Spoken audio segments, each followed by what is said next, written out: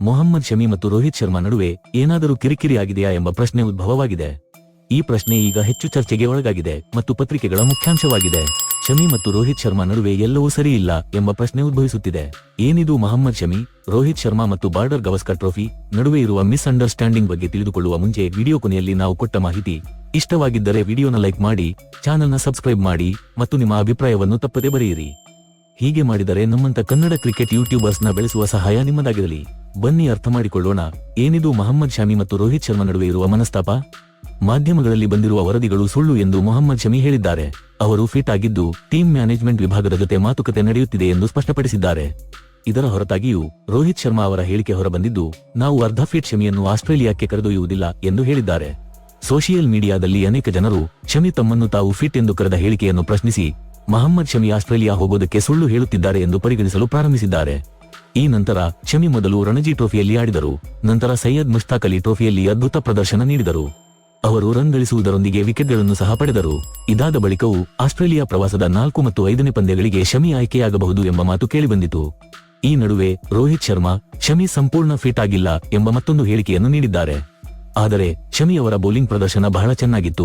ಶಮಿ ರಣಜಿ ಪಂದ್ಯದಲ್ಲಿ 42 over bowling ಮಾಡಿದರು ಮತ್ತು ನಂತರ ಸೈಯದ್ ಮುಷ್ತಾಕ್ ಅಲಿ ಟ್ರೋಫಿಯ ಪಂದ್ಯದಲ್ಲಿ ಯಶಸ್ವಿ ಪ್ರದರ್ಶನ ನೀಡಿದರು. ಹೀಗಿರುವಾಗ ಶಮಿ ಫಿಟ್ನೆಸ್ ಪ್ರಾಬ್ಲಮ್ ಇದೆ ಅಂತ ಹೇಳಲು ಹೇಗೆ ಸಾಧ್ಯವಾಗುತ್ತದೆ ಎಂಬ ಪ್ರಶ್ನೆ ಮೂಡಿದೆ. ಟೀಮ್ ಇಂಡಿಯಾಗೆ ಶಮಿ ಬೌಲಿಂಗ್ ಮಿಸ್ ಮಾಡಿಕೊಳ್ಳುತ್ತಿದೆ. ವಿಶೇಷವಾಗಿ ಬುಮ್ರಾ ಅವರು ಒಂದು ತುದಿಯಿಂದ ಉತ್ತಮ ಬೌಲಿಂಗ್ ಪ್ರದರ್ಶನ ಮಾಡುತ್ತಿದ್ದಾರೆ, ಆದರೆ ಮತ್ತೊಂದು ತುದಿಯಿಂದ ಜೋಡಿಯಾಗಿ ಮತ್ತೊಂದು ಉತ್ತಮ ಪ್ರದರ್ಶನ ಮಾಡುವ ಬೌಲರ್ ಸಿಗುತ್ತಿಲ್ಲ. 2ನೇ ಟೆಸ್ಟ್ ಪಂದ್ಯದಲ್ಲಿ ಹರ್ಷಿತ್ ರಾಣಾ ಅವರ ಪ್ರದರ್ಶನ ನಿರಾಶಾದಾಯಕವಾಗಿತ್ತು. ಸಿರಾಜ್ ಕೂಡ ಅಷ್ಟು ಪ್ರಭಾವ ಬಿಟ್ಟಿರಲಿಲ್ಲ. ಇಂತಹ ಸಂದರ್ಭಗಳಲ್ಲಿ ಶಮಿಯನ್ನು ಶೀಘ್ರವೇ ತಂಡದಲ್ಲಿ ಸೇರಿಸಿಕೊಳ್ಳಬೇಕು ಎಂದು ಹಲವಾರು ಕ್ರಿಕೆಟ್ ತಜ್ಞರು ಸಲಹೆ ನೀಡಿದ್ದಾರೆ. ಆದರೆ ಶಮಿಗೆ ಟೀಮ್ ಇಂಡಿಯಾದ ಬಾಗಿಲು ತೆರೆದಿದೆ ಎಂದು ರೋಹಿತ್ ಶರ್ಮಾ ಪ್ರೆಸ್ ಮೀಟಲ್ಲಿ ಹೊಸ ಹೇಳಿಕೆಯನ್ನು ನೀಡಿದ್ದಾರೆ.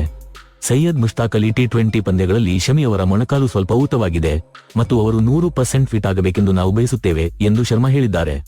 ಈಗ ಪ್ರಮುಖ ಪ್ರಶ್ನೆ, ಶಮಿ ಫಿಟ್ ಆಗದಿದ್ದರೆ ಸೈಯದ್ ಮುಷ್ತಾಕ್ ಅಲಿ ಟ್ರೋಫಿಯಲ್ಲಿ ಅವರು ಹೇಗೆ ಆಡಿದರು? ಈ ಟ್ರೋಫಿಯಲ್ಲಿ ಅವರು 8 ಪಂದ್ಯಗಳಲ್ಲಿ 9 ವಿಕೆಟ್ಗಳನ್ನು ಪಡೆದರು ಮತ್ತು ಬ್ಯಾಟ್ನಲ್ಲೂ ಉತ್ತಮ ಪ್ರದರ್ಶನ ನೀಡಿದರು. ಇನ್ನೊಂದೆಡೆ ಶಮಿ ಫಿಟ್ ಆಗಿಲ್ಲ ಎಂದು ರೋಹಿತ್ ಶರ್ಮಾ ಪದೇ ಪದೇ ಹೇಳುತ್ತಿದ್ದಾರೆ. ಇದು ಕೇವಲ ತಪ್ಪು ತಿಳುವಳಿಕೆಯ ಸಮಸ್ಯೆಯೇ ಅಥವಾ ರೋಹಿತ್ ಮತ್ತು ಶಮಿ ನಡುವೆ ನಿಜವಾಗಿಯೂ ಏನಾದರೂ ಬಿರುಕು ಇದೆಯೇ? ಆಸ್ಟ್ರೇಲಿಯಾ ಪ್ರವಾಸ ಮಾಡುವ ಮುನ್ನ ಇಂಡಿಯಾ ವರ್ಸಸ್ ನ್ಯೂಜಿಲೆಂಡ್ ಬೆಂಗಳೂರು ಟೆಸ್ಟ್ಗೆ ಮುನ್ನ ಮೊಹಮ್ಮದ್ ಶಮಿ ಅವರು ರೋಹಿತ್ ಶರ್ಮಾರನ್ನು ಭೇಟಿಯಾದಾಗ ರೋಹಿತ್ ಶರ್ಮಾ ಅವರು ಮೊಹಮ್ಮದ್ ಶಮಿ ಫಿಟ್ನೆಸ್ ಬಗ್ಗೆ ಮಾಡಿರುವ ಕೆಲವು ಕಾಮೆಂಟ್ಗಳ ಕುರಿತು ರೋಹಿತ್ ಮತ್ತು ಶಮಿ ನಡುವೆ ವಾಗ್ವಾದದ ವರದಿಗಳು ಕೂಡ ಇದೆ.